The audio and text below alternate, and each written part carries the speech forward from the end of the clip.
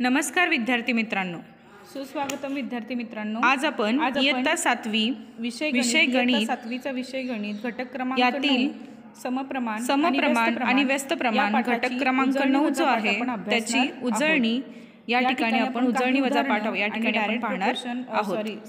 तेव्हा सर्व विद्यार्थ्यांनी हे थोडक्यात जो काही घटक तुम्हाला यातला माहिती आहे त्याला अनुसरून जे काही महत्त्वाचे पॉइंट्स आहेत ते या ठिकाणी सांगितले जाणार आहेत आणि ते तुम्ही काळजीपूर्वक लक्षात ठेवा। मागच्या व्हिडिओमध्ये आपण साधारणपणे दोन संख्यांची तुलना करून ती गुणोत्तराच्या रूपामध्ये कशी लिहितात हे पाहिलेलं होतं। तशाच पद्धतीचं उजळणी वजा पुन्हा आपण या ठिकाणी वर्तुळ व व्यासांची संख्या ही गुणोत्तराच्या रूपामध्ये कशा पद्धतीने लिहिली जाऊ शकते या ठिकाणी आपण पाहणार आहोत। आता या ठिकाणी तुम्हाला चित्रामध्ये समप्रमाणाचं उदाहरण दिसतंय। बघा, या ठिकाणी तुम्हाला काही वर्तुळ दिसत आहेत, जे काही गोल दिसत आहेत या ठिकाणी वर्तुळ जे दिसत आहेत या वर्तुळांमध्ये काढलेली जी उभी रेषा आहे ही उभी रेषा म्हणजे त्या वर्तुळाचा व्यास आहे। आता या ठिकाणी पहिल्या वर्तुळामध्ये जर तुम्ही पाहिलात तर एक व्यास काढलेला दिसतो आणि या एका व्यासामुळे वर्तुळाचे दोन भाग झालेले आपल्याला पाहायला मिळत आहेत। म्हणजेच काय तर व्यासांची संख्या आणि भागांची संख्या 1/2 या पद्धतीने आपल्याला या ठिकाणी गुणोत्तर दिसते। तसंच आकृती क्रमांक बी मध्ये तुम्हाला दोन व्यास दिसत आहेत आणि या दोन व्यासामुळे वर्तुळाचे मात्र 4 भाग झालेले दिसत आहेत आपल्याला। तसेच तिसऱ्या वर्तुळामध्ये 3 व्यासामुळे वर्तुळाचे 6 भाग झालेले पाहायला मिळत आहेत आणि चौथ्या वर्तुळामध्ये साधारणपणे व्यासांची संख्या 4 दिसते तुम्हाला आणि या 4 व्यासामुळे वर्तुळाचे 8 भाग पडलेले तुम्हाला दिसत आहेत। यांचं जर काळजीपूर्वक निरीक्षण केलात आणि व्यासांची संख्या आणि भागांची संख्या याची गुणोत्तराच्या रूपामध्ये मांडणी केलात तर साधारणपणे पहिल्या आकृतीमध्ये 1/2 भाग, 2/4 भाग दुसऱ्या आकृतीमध्ये आणि तिसऱ्या आकृतीवरून 3/6 भाग व चौथ्या आकृतीवरून 4/8 भाग या ठिकाणी आपल्याला अशी मांडणी आपण याची करू शकतो। मग याचं जर गुणोत्तर बघायला गेलात, प्रत्येक संख्येचं गुणोत्तराच्या रूपामध्ये तुम्ही जर पाहायला गेलात तर साधारणपणे 1/2 हे गुणोत्तर समान आलेलं आपल्याला पाहायला मिळतं। जसं 2नी 4ला भाग घालवला तर 1/2 येतं, 3नी 6ला भाग घालवला तरी 1/2 येतं आणि 4नी 8ला भाग घालवला तरीसुद्धा 1/2 येतं। म्हणजे या ठिकाणी व्यासांची संख्या आणि त्यामुळे वर्तुळाच्या झालेल्या भागांची संख्या याचं गुणोत्तर 1/2नच आलेलं आपल्याला पाहायला मिळतं। म्हणजेच हे गुणोत्तर कसं दिसतंय आपल्याला तर स्थिर दिसतं। हे तुम्ही मागच्या इयत्तेमध्ये अभ्यासलेलं आहात, ठीक आहे। म्हणजेच काय तर समप्रमाणामध्ये साधारणपणे काय दिसतं आपल्याला व्यासांची संख्या आणि वर्तुळाच्या भागांची संख्या ही समप्रमाणात असलेली आपल्याला पाहायला मिळते आणि हे गुणोत्तर स्थिर असल्यामुळेच याला आपण समप्रमाणात असलेलं आहेत असं आपण म्हणू शकतो। त्याचबरोबर साधारणपणे या ठिकाणी जसं वर्तुळांची संख्या आणि व्यासांची संख्या आपण घेतली तसंच आणखीन एक उदाहरण आपण घेऊ शकतो ज्याच्या माध्यमातून आपण या ठिकाणी समप्रमाणाचं उदाहरण समजून घेऊ शकतो। हे सुद्धा तुमच्या मागच्या तासिकेला आपण साधारणपणे अभ्यासलेलं आहोत, पण उजळणी वजा हे पुन्हा एकदा सांगितलं जातं आहे।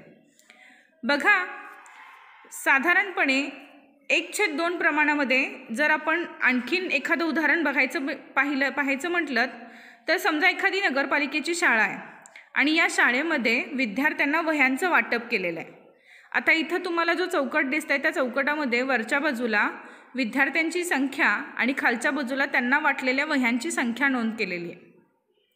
आता ती कुठल्या प्रमाणात आहे ती आपण पाहूयात, ठीक आहे। जर आपण इथं विद्यार्थींची संख्या आणि वह्यांची संख्या ह्याचं प्रमाण पाहायला गेलात तर 15 मुलांना 90 वह्या वाटलेल्या आहेत, 12 मुलांना 72 वह्या वाटलेल्या आहेत, 10 मुलांना 60 वह्या वाटलेल्या आहेत तर 5 मुलांना 30 वह्या वाटलेल्या आहेत। बघा, मग या ठिकाणी विद्यार्थी संख्या आणि वह्यांचं जर गुणोत्तर आपण काढायचं म्हटलं तर 15नी 90ला भाग घालवला आपण, तर 15नी 90ला भाग घालवल्यानंतर काय येतं तर 15 × 1 = 15, 15 × 7 = 90, 1/6 आलं। तसंच 12 आणि 72ला भाग घालवला तर काय येतं, 12 × 72 म्हणजे 1/6 आलं. पुन्हा 10 आणि 60ला भाग घालवला तर काय येतं, 10 × 60 म्हणजे 1/6 आलं. आणि 5 आणि 30ला भाग घालवला तरीसुद्धा 1/6 येतं. म्हणजे 1/6 हे गुणोत्तर या सगळ्या ठिकाणी आपल्याला समान आणि कायम आणि स्थिर असलेलं पाहायला मिळते. म्हणजे या ठिकाणी विद्यार्थी संख्या आणि वह्यांची वाटलेल्या वह्यांची संख्या हे दोनही कसे आहेत, समप्रमाणात आहेत. आता विद्यार्थी मित्रांनो, समप्रमाण म्हणजे काय हे तुम्ही जाणलात. आता याच्यावर आधारित उजळणी वजा काही शाब्दिक उदाहरणं आपण या ठिकाणी पाहणार आहोत. समजा 7 किलोग्रॅम कांदे 140 रुपयांना, तर 12 किलोग्रॅम कांदे किती रुपयांना मिळतील.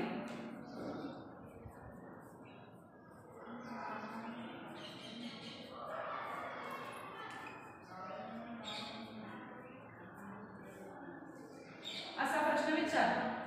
तर पहा, या ठिकाणी जर तुम्ही पाहायला गेलात तर 7 किलोग्रॅम कांद्यांची किंमत 140 रुपये आणि 12 किलोग्रॅम कांद्यांची किंमत किती रुपये असेल असं त्यांनी विचारलेलं आहे. तेव्हा या ठिकाणी कांदे आणि लागणारे रुपये जे आहेत ते समप्रमाणात असलेले तुम्हाला पाहायला मिळतात. 7 किलो कांद्यांची किंमत 140 रुपये असेल तर 1 किलो कांद्याची किंमत जी असणार आहे ती समप्रमाणात असणार आहे. म्हणजे या ठिकाणी कांद्यांची किंमत, लागणारे कांदे आणि त्याची किंमत ही समप्रमाणात असल्यामुळं याची मांडणी आपण समप्रमाणामध्ये करणार आहोत. कशा पद्धतीने, कांद्यांची संख्या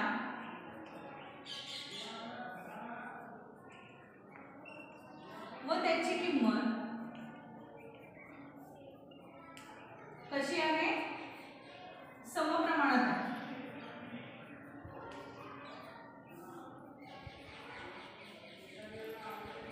म्हणून 7 किलो ग्रॅम कांद्यांची किंमत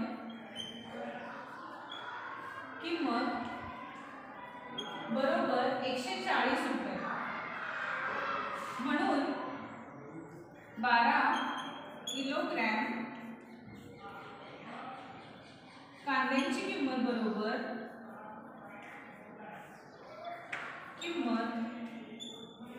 बरोबर x मानू. आपण या ठिकाणी काय करणार आहोत, चलाचा वापर करणार आहोत. साधारणपणे हे उदाहरण सोडवताना आपण चलाचा वापर करून कांद्यांची किंमत आणि त्याला लागणारे जे काही रुपये आहेत, कांद्यांची संख्या आणि त्याची जी किंमत आहे, हे आपण याची मांडणी आपण गुणोत्तराच्या रूपामध्ये करणार आहोत आणि हे उदाहरण आपण सोडवणार आहोत. म्हणजे काय बघा,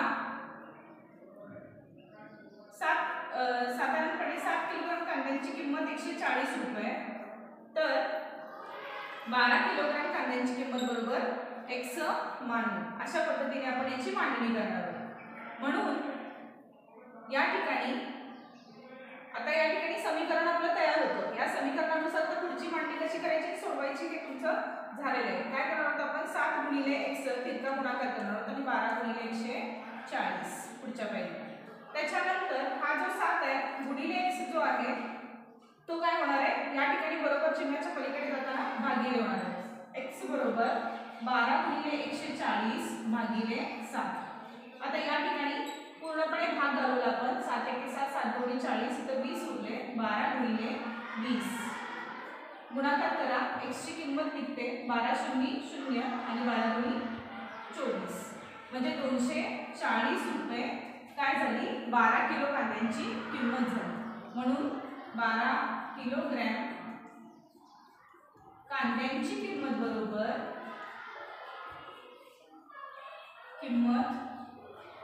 बरोबर 240 रुपये. अशा पद्धतीने आपण या ठिकाणी समप्रमाणातील उदाहरणाची मांडणी करून आपण उदाहरण सोडवतो. आणखी एक जर उदाहरण आपल्याला हे समप्रमाणात असेल त्यामुळे आपण याची गुणोत्तराच्या रूपामध्ये मांडणी केली. कारण का, तर कांद्यांची संख्या आणि लागणारे रुपये हे समप्रमाणात होते, त्यामुळे आपण याची मांडणी समप्रमाणात करू शकलो आणि उदाहरण आपण सोडवू शकलो. समजा जर व्यस्त प्रमाणात उदाहरण दिलं, आता हे समप्रमाणात आहे हे कसं ओळखलं आपण, कारण कांद्यांची किंमत कशी असणार आहे, 1 किलो कांद्याची किंमत ही स्थिर असणार आहे. मग ते आपण 7 किलो कांदे घेऊयात किंवा 12 किलो कांदे घेऊयात. त्यामुळे काय झालं तर हे याची मांडणी आपण उत्तराच्या रूपामध्ये केली. आता याच्यानंतर समजा जर व्यस्त प्रमाणाचं उदाहरण असेल तर ते कशा पद्धतीने सोडवायचं ते सुद्धा उजळणी वजा आपण पुन्हा एकदा पाहणार आहोत. आता इथे जर तुम्ही पाहिलात तर 15 स्वयंसेवकांना 90 खड्डे खणायला 90 भागिले 15 बरोबर 6 दिवस लागतात. समजा 15 स्वयंसेवक आहेत, किती खड्डे काढायचे आहेत? 90च खड्डे काढायचे आहेत दोघांनाही. पण स्वयंसेवकांची संख्या इथे वाढलेली दिसते. 15 स्वयंसेवकांना 90 खड्डे खणायला 90 भागिले 15 बरोबर 6 दिवस लागतात आणि 10 स्वयंसेवकांना 90 खड्डे खणायला 90 भागिले 10 बरोबर 9 दिवस लागतात. मग इथं जर पाहायला गेलात तुम्ही स्वयंसेवकांची संख्या वाढली की काय होतं? दिवस कमी होतात, लागणारे दिवस काय होतात? कमी लागतात. आणि स्वयंसेवकांची संख्या कमी झाली की लागणारे दिवस काय होतात? वाढतात.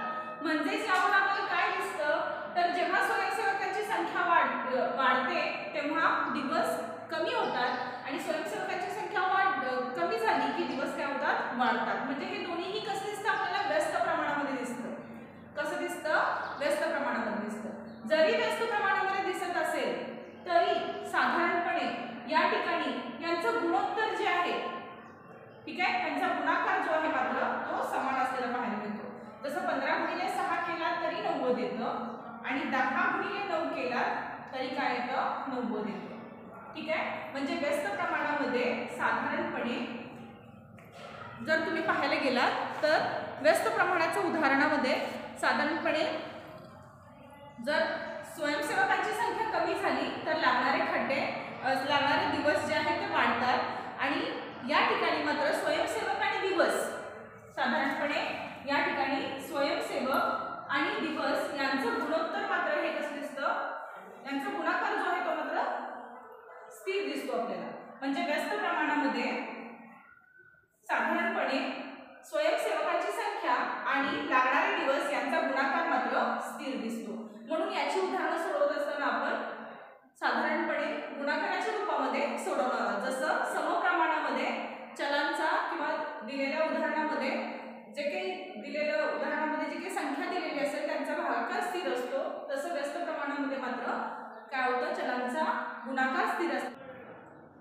आता या ठिकाणी जर उदाहरण पाहायला गेलं तर एका शासकीय गोदामातील धान्य साठा 4000 माणसांना 30 दिवस पुरतो, तर तो धान्य साठा 6000 माणसांना किती दिवस पुरेल असं विचारलं. आता या ठिकाणी जर पाहायला गेलं गोदामातील धान्य साठा 4000 माणसांना 30 दिवस पुरतो, मग 6000 माणसांना तो काय होणार आहे? कमी दिवस पुरणार आहे. म्हणजेच काय या ठिकाणी जर पाहायला गेला तर धान्य साठा म्हणजे माणसांची संख्या आणि लागणारे जो दिवस आहे, माणसांची संख्या आणि लागणारे जे दिवस आहे यांचा गुणाकार जो आहे तो स्थिर असलेला आपल्याला पाहायला मिळतो. म्हणून आपण याची व्यस्त प्रमाणामध्ये मांडणी करत असताना साधारणपणे 4000 माणसांना धान्य साठा 30 दिवस पुरतो,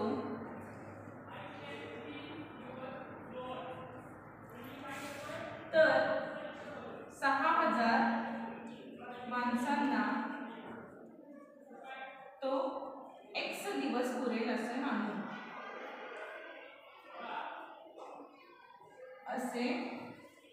मानू. या ठिकाणी सुद्धा आपण काय करणार आहोत? चलाचा वापर करणार आहोत आणि चलाचा वापर करून या ठिकाणी आपण हे उदाहरण सोडवणार आहोत. जर 6000 माणसांना तो x दिवस पुरत असेल तर या ठिकाणी धान्य साठा, माणसांची संख्या आणि लागणारे दिवस यांचा गुणाकार मात्र तुम्हाला कसा दिसणार आहे? स्थिर दिसणार आहे. म्हणून गुणाकाराच्या रूपामध्ये आपण मांडणी करणार आहोत. 4000 माणसांना तो 30 दिवस पुरतो, तर 6000 माणसांना तो x दिवस पुरेल. यांचा गुणाकार कसा असणार आहे? व्यस्त प्रमाणामध्ये स्थिर असणार आहे. म्हणून आता या ठिकाणी समीकरण आपलं तयार झालं तर याची मांडणी झाल्यानंतर आपण गुणाकाराच्या रूपामध्ये या ठिकाणी पुढची पायरी आपण अशा पद्धतीने सोडवणार आहोत. हा x जो आहे तो पुढे आहे तो इथं आहे असा जातो, इथं गुणाकाराचं चिन्ह असल्यामुळे हा छेदात जातो, अंशात असल्याने छेदात जातो. आता भाग घालवला साधारणपणे 0 0 सगळे जातात वरचे खालचे. 6च्या पाड्यामध्ये 30 आहे का बघा, 6 के 6 6 पंचे 30 4 गुणिले 5 बरोबर x बरोबर x ची किंमत आली 20 दिवस म्हणजे म्हणून 6000 माणसांना 20 दिवस धान्य पुरेल 6000 माणसांना किती दिवस धान्य पुरणार आहे तर 20 दिवस धान्य पुरणार आहे। हे कशा पद्धतीने आपण सोडवलं तर व्यस्त प्रमाणामध्ये याचा गुणाकार जो आहे धान्यासाठी लागणाऱ्या माणसांची संख्या आणि लागणारे दिवस यांचा गुणाकार जो आहे तो स्थिर येतो त्यामुळे आपण व्यस्त प्रमाणामध्ये याची मांडणी केली आणि या ठिकाणी अशा पद्धतीने आपण उदाहरण सोडवलं। म्हणजे या ठिकाणी साधारणपणे महत्त्वाचा मुद्दा कोणता आहे तर समप्रमाणामध्ये चलांचा भागाकार जो आहे तो कसा असतो स्थिर असतो आणि व्यस्त प्रमाणामध्ये चलांचा गुणाकार जो असतो तो स्थिर असतो। याच्यावरून ही उदाहरण आपण अशा पद्धतीने सोडवतो।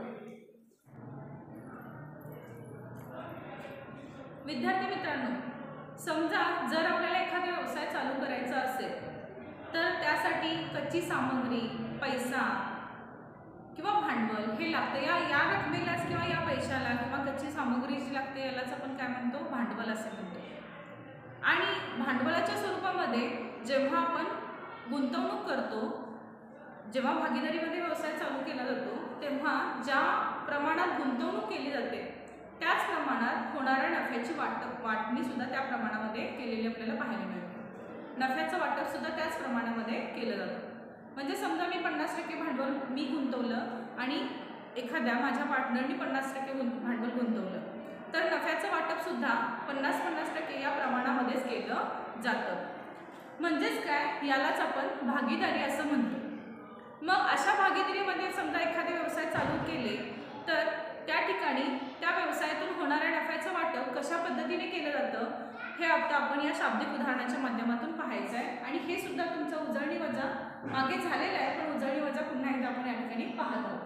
पहा एका व्यवसायात चिन्मय आणि सॅम यांनी 1,30,000 रुपये भांडवल 3:2 या प्रमाणात गुंतवलेले। म्हणजे त्यांनी कशा प्रमाणामध्ये 3:2 या प्रमाणामध्ये भांडवल गुंतवले।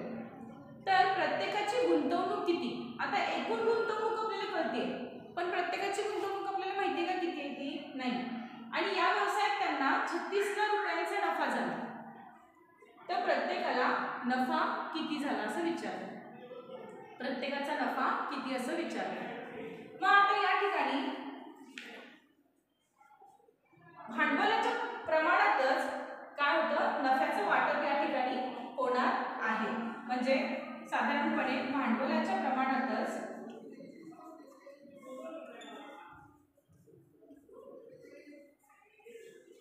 नफ्याचे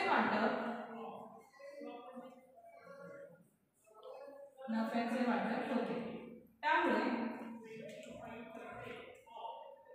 चिन्मयने किती गुंतवले एकूण भांडवल माहिती का आपल्याला एकूण भांडवल माहिती आपल्याला दोघांनी मिळून गुंतवलेलं भांडवल आपल्याला माहिती आहे म्हणजे 1,30,000 रुपये पण 3:2 या प्रमाणात गुंतवलेलं आहे। म्हणजे चिन्मयने गुंतवलेले भांडवल बरोबर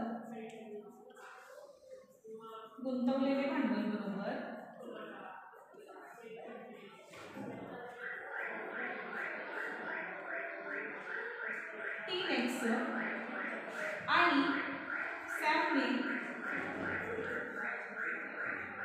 गुंतवलेले भांडवल बरोबर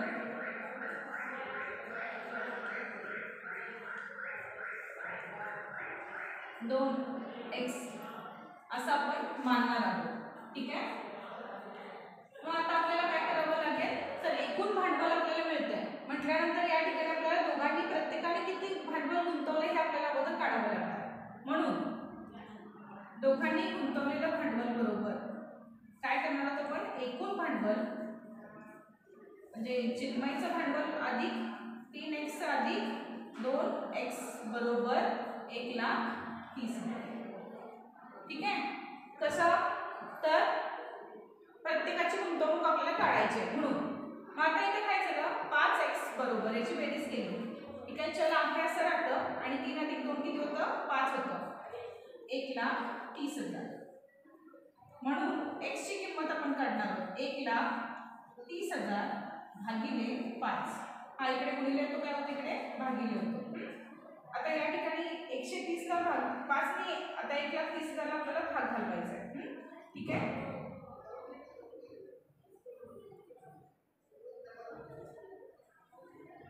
आता इथं 1,30,000 भाग घालवत असताना 5 1 5, 5 2 10 उरले 3, 5 5 7 30 आणि पुढचे 0.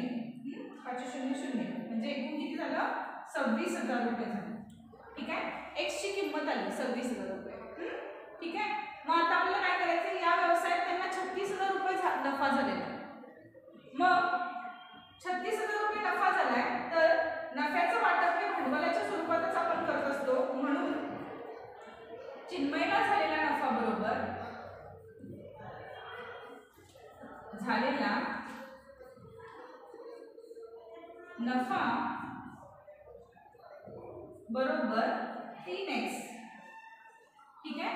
मग x ची किंमत आपल्याला माहिती आहे. x ची किंमत किती निघाली आहे? 26,000 या ठिकाणी. चिन्मयला झालेला नफा बरोबर 3x. मग आता या ठिकाणी आपल्याला काय करावं लागेल? चिन्मयला झालेला चिन्मयने गुंतवलेलं भांडवल बरोबर या ठिकाणी आपण काय करतोय? तर चिन्मयने गुंतवलेले भांडवल बरोबर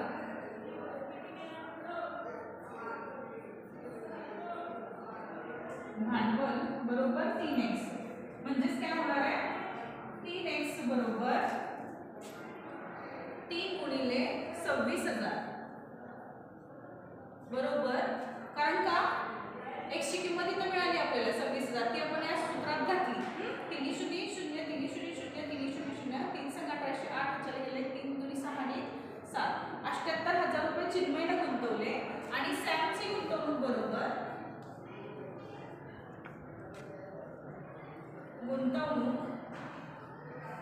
बरोबर 2x म्हणजे 2 गुणिले 26,000 बरोबर या ठिकाणी गुणाकार केला तर 52,000 रुपये सॅमची गुंतवणूक आपल्याला मिळते. म्हणजे चिन्मयने गुंतवलेलं भांडवल बरोबर 78,000 आणि सॅमने गुंतवलेलं भांडवल बरोबर 52,000. या दोन्हींची बेरीज केली तर 1,30,000 रुपये येतं. त्याचबरोबर आपल्याला आता काय करायचं आहे? तर चिन्मयची गुंतवणूक कळली किंवा ह्याची गुंतवणूक कळली, आपल्याला काय करावं लागणार आहे अजून? तर फक्त गुंतवणूक काढली आपण. पुन्हा त्यांना काय सांगितलंय? झालेला नफा सांगितलाय. किती? 36,000 रुपये. मग दोघांना झालेला नफा बरोबर नफा कसा वाटला जातो? भांडवलाच्या प्रमाणातच वाटला जातो. म्हणून नफा एकूण नफा झालेला नफा काढायचा आपल्याला. म्हणून काय होणार आहे? 3x अधिक 2x बरोबर 36,000 रुपये. इथं वाटलं तर लिहा. गुंतवणुकीच्या प्रमाणामध्ये नफ्याचं वाटप केलं जातं. गुंतवलेल्या भांडवलाच्या प्रमाणात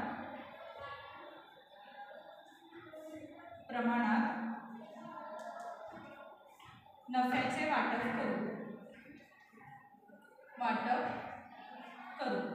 भांडवलाच्या प्रमाणात नफ्याचं वाटप आपण करणार आहोत. 5x बरोबर 36,000 रुपये. म्हणून x बरोबर 36,000 भागिले 5. x ची किंमत काढा.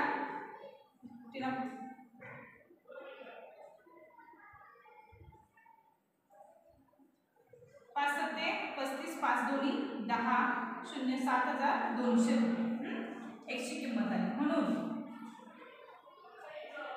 चिन्मयचा नफा बरोबर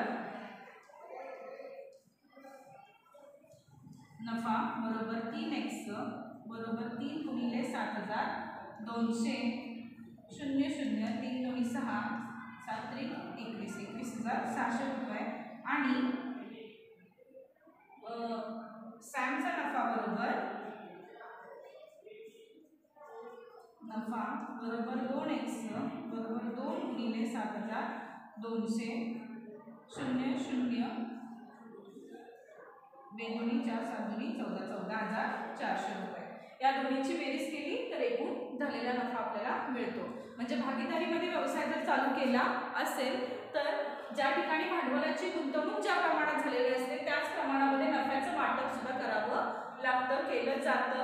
यानुसार या ठिकाणी ही उदाहरणं सोडवायची आहेत. या ठिकाणी समप्रमाण आणि व्यस्त प्रमाण याच्यावर आधारित शाब्दिक उदाहरणे तसेच भागीदारीवर आधारित शाब्दिक उदाहरणे उजळणी वजा आपण घेतलेली आहेत आणि याचा सराव तुम्ही तुमच्या घरामध्ये करायचा आहे. सराव संच जे तुमच्या पाठामध्ये दिलेले आहेत ते सराव संचांचा सराव तुम्ही घरामध्ये करायचा आहे.